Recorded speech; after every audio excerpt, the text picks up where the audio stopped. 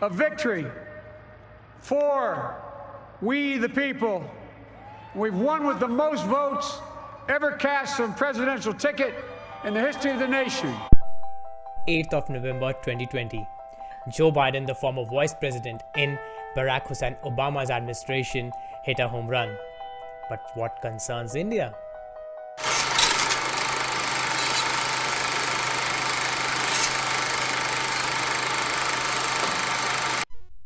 Today, India is urging for a permanent seat in United Nations Security Council, a battle long being fought.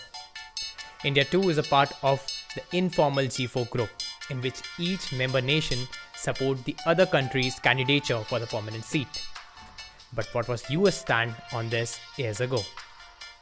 In 1950s, the then Prime Minister of India, Jawaharlal Nehru, got a call from the US administration under the President Henry S. Truman, a Democratic leader, regarding US bolstering India's candidature for the permanent seat.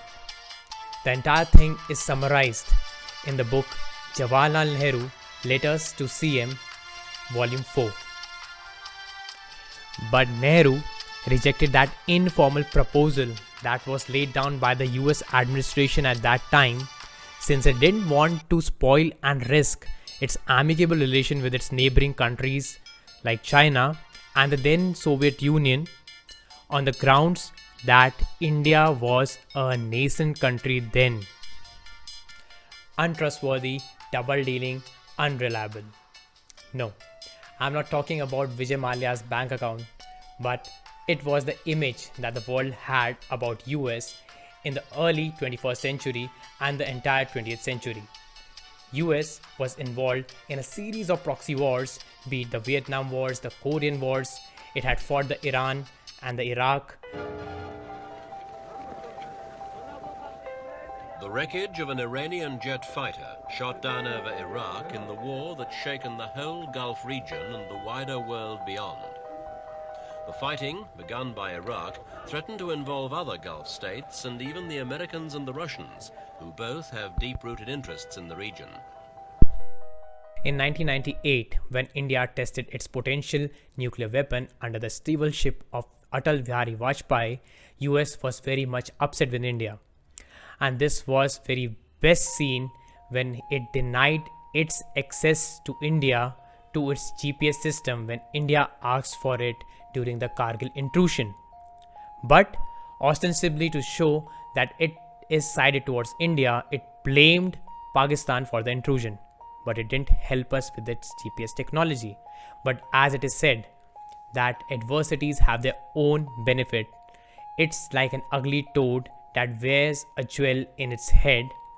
We Indians, we worked on it and we created our own satellite constellation known as the IRNSS, and now we are not dependent on any country solely for this system.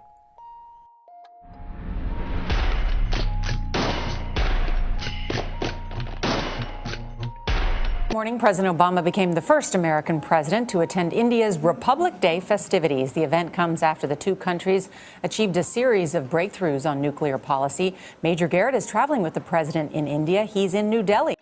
The dubious and unreliable relation that existed between US and India during the early 21st century became more cordial and deep-rooted during the later half of Obama's administration.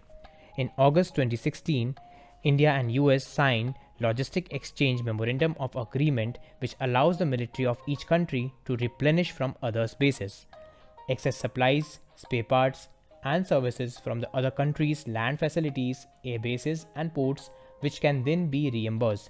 This is extremely useful for Navy-to-Navy cooperation since US and India are cooperating closely in the Indo-Pacific region.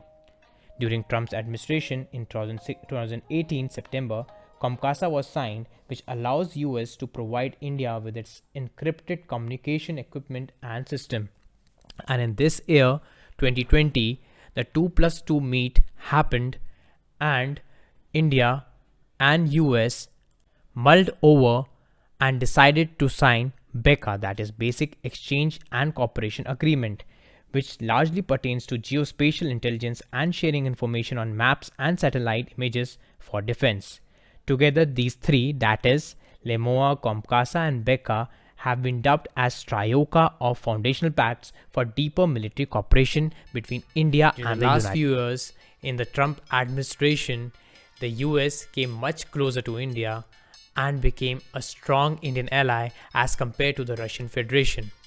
This is very much evident as earlier this year we saw US blocking Pakistan's false resolution in United Nations Security Council 1267 Sanctions Committee that lists some Indian citizens working in Afghanistan as international terrorists. Now the fact remains that Russia did not vote against Pakistan's false resolution and remained neutral like China.